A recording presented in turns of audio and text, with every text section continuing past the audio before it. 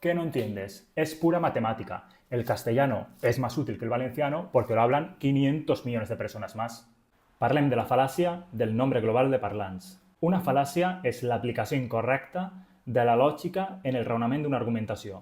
La frase en la qual s'obri este vídeo falla en aplicar la lògica perquè no té en compte el context. I és que el nombre de parlants d'una llengua pot valdre molt o gens depenent del context.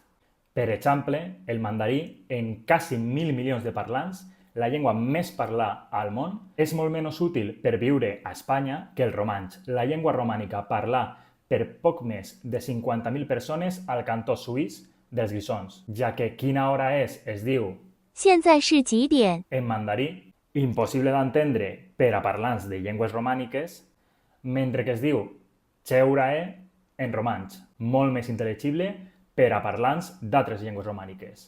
Vos posaré un altre exemple més personal. Jo treballo a una multinacional on la llengua oficial és l'anglès i conèixer-la és imprescindible per ser contractat i poder comunicar-te diàriament amb companys suecs, srilanquesos, britànics, xinesos, egipcis.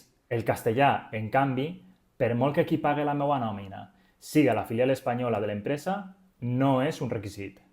Llavors, tota llengua serà més o menys útil depenent del context. El mandarí serà molt útil a la Xina, però no sé vosaltres, però jo no vaig a comprar el pa a Beijing.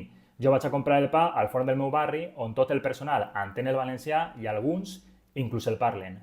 Al mateix temps, quan vaig al poble de la meva xicona, on només parlen castellà uns pocs forasters, entendre i parlar el valencià és més útil que entendre i parlar el castellà, ja que tot i que tots els seus habitants han sigut bilingüitzats en castellà d'una manera o altra, sempre preferiran expressar-se en la seva llengua agraint que qui ve de fora siga qui s'adapte, com és lògic.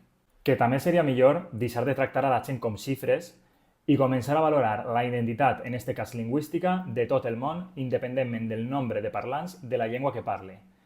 Per això ja ho deixem per un altre vídeo.